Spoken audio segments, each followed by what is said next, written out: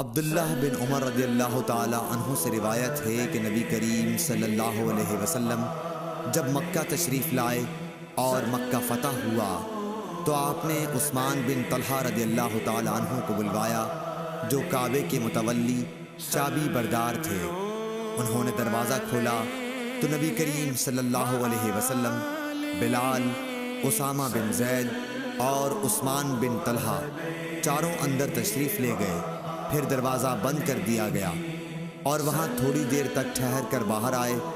ابن عمر رضی اللہ تعالی عنہ نے فرمایا کہ میں نے جلدی سے آگے بڑھ کر بلال سے پوچھا کیا حضرت صلی اللہ علیہ وسلم نے کعبے کے اندر کیا کیا؟